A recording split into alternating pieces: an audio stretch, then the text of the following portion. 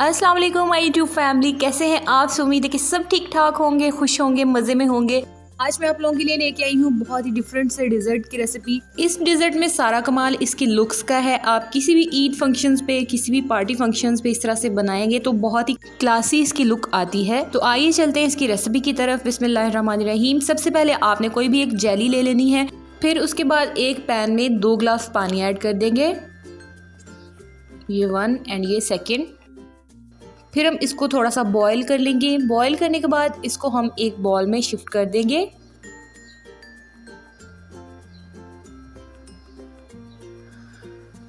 अब ये शिफ्ट हो चुका है। अब हम इसमें जो जेली पाउडर होता है वो ऐड करेंगे।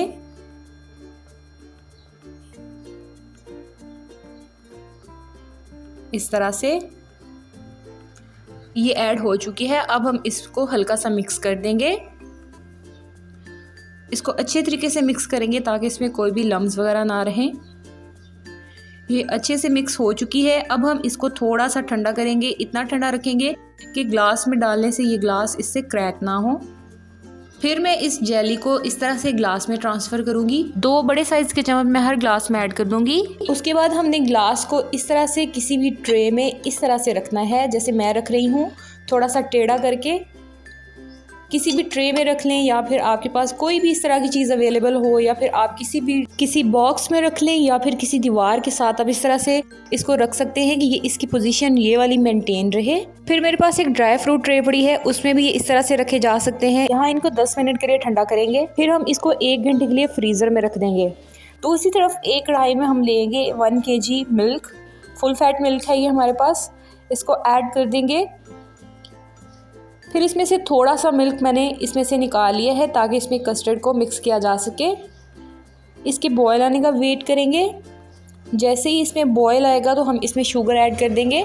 यहाँ पे मैंने 5 से 6 टेबल स्पून यहाँ पे शुगर ऐड की है। आप लोग अपनी मर्ज़ी के मुताबिक एडजस्ट कर लीजिएगा। इसको हल्का सा मिक्स करेंगे और साथ साथ साइडें भी साफ़ करते रहेंगे।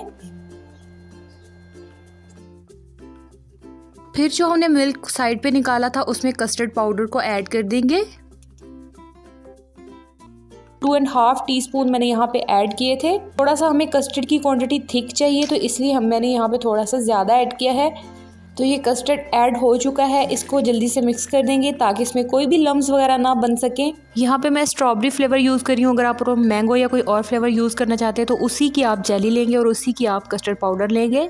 इस तरह से इसको पकाते जाएंगे यहाँ तक कि हमारे पास ये वाली इसकी थिकनेस आ जाए और हमारा कस्टर्ड बिल्कुल रेडी है। अब हम इसको ठंडा होने के लिए छोड़ देंगे।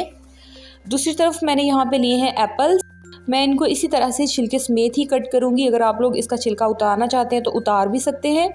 मैं यहाँ पे सिर्फ एप्पल ही ऐड करने वाली हूँ। अगर आप लोग और भी फ्रूट्स ऐड करना चाहते हैं या कुछ भी ड्राई फ्रूट्स ऐड करना चाहते हैं तो आप कर सकते हैं। तो ये एप्पल्स को मैंने इसमें डाल दिया। ये थोड़ा सा ठंडा हो गया था। डाल के इसको अच्छे तरीके से मिक्स कर लेंगे। जेली को फ्रिज में पड़े हुए भी 1 घंटा गुजर चुका है। ये अच्छे से सेट हो चुकी है। अभी भी हमने ग्लास को सीधा नहीं करना, इस तरह से टेढ़े ग्लास में ही हम कस्टर्ड को इस तरह से पोर करते जाएंगे। जब ये हाफ ग्लास तक इसको फिल कर लेंगे हम तो तब हम इसको सीधा करेंगे। अदरवाइज़ ये चांसेस हैं कि जेली आपकी नीचे को जा सकती है और इसकी लुक ख़राब हो सकती है। तो आपने हाफ इसको फिल कर लेना है, उसके बाद ही ग्लास को इस तरह से सीधा करना है। फिर इसको फिल करें। इस तरह से इसकी बहुत अच्छी सी लुक मेंटेन हो जाएगी। इसी दौरान अगर आप लोगों ने मेरे चैनल को सब्सक्राइब नहीं किया तो जल्दी से कर लीजिए। जब आप सबकी सपोर्ट होती है तो हमें और ज़्यादा मोटिवेशन मिलती है अच्छा काम करने की। इस टाइम भी मैं सहरी के बाद से ही ढेर सारी मोटिवेशन को इकट्ठा करके आप लोगों के लिए ये वीडियो बना रही हूँ। और ख़ास तौर पे जब सब लोग सो रहे होते हैं और आप काम कर रहे होते हैं तो उस वक्त तो आप लोगों की सपोर्ट की हमें बहुत ही ज़्यादा ज़रूरत होती है। तो जल्दी से मेरे चैनल को सब्सक्राइब कर लीजिए। अभी तमाम ग्लासेस में इस तरह से मैंने इनको फिल कर लिया है और उसके ऊपर स्ट्रॉबेरी और डेसिकेटेड कोकोनट के साथ मैंने इसको डेकोरेट कर लिया। आप इसको बादाम के साथ या किसी भी ड्राई फ्रूट के साथ इसको डेकोरेट कर सकते हैं, जो भी आपके पास अवेलेबल हो। तो फिर आपने इसको अच्छे तरीके से चिल कर लेना है फ्रिज में रख के, फिर आप इसको सर्व करेंगे।